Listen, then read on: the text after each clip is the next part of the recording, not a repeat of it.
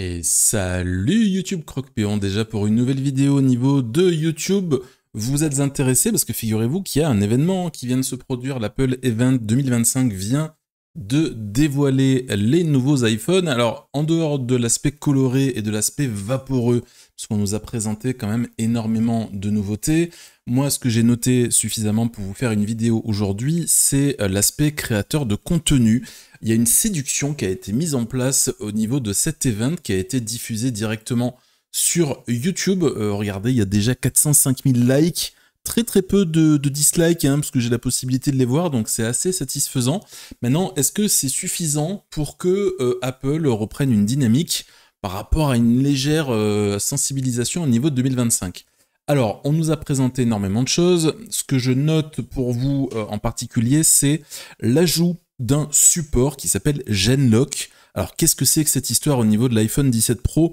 Ça vous permet de synchroniser de façon super précise. Alors, c'est leur terme, il y a beaucoup d'événements et de visuels qui sont mis en place pour que ce soit très beau au niveau de ce qui est présenté. C'est Apple, c'est normal. C'est particulièrement utile en fait pour les créateurs de contenu et les streamers. Ah ouais, là, carrément...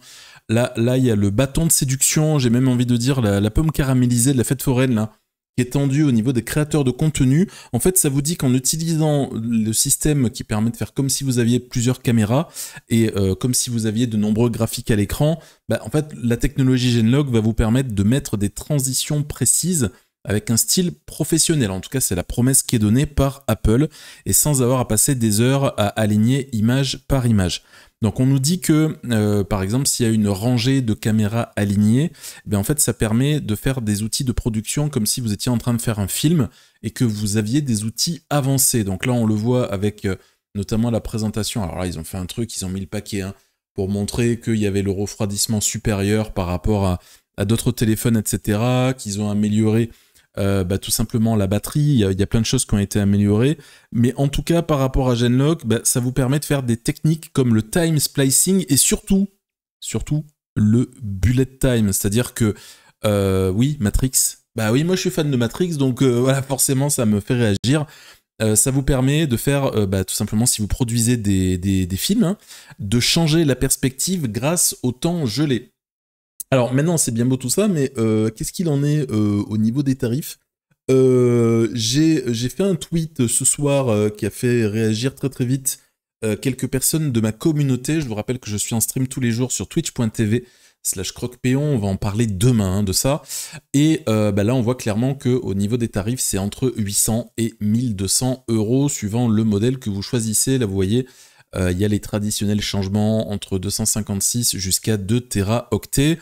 Est-ce que, en ce qui me concerne, ça va être suffisant pour me faire un jour acheter un iPhone ? Moi, je suis très admiratif de la technologie, mais malheureusement, avec des prix comme ça, je risque d'être pas le cœur de cible. Est-ce que de votre côté, vous êtes séduit par rapport aux iPhones ? Est-ce que vous êtes team tout simplement Android ? Dites-moi un petit peu en commentaire ce qu'il en est, et si je constate que vous êtes nombreux à réagir façon forum en dessous de la vidéo, par rapport au fait que peut-être que vous êtes séduit comme moi par la couleur de... Ah oui, je suis séduit malgré le fait que je vais pas prendre l'iPhone. Si, ce qui nous a été présenté ce soir avec la façon dont les employés Apple ont fait des présentations de nuit avec tout simplement, ça a été filmé avec l'iPhone Pro, ça m'a convaincu. Le souci, c'est que le prix, malheureusement, il est ce qu'il est. Donc la couleur orange, moi, c'est vrai que c'est quelque chose qui tranche un peu par rapport aux autres téléphones.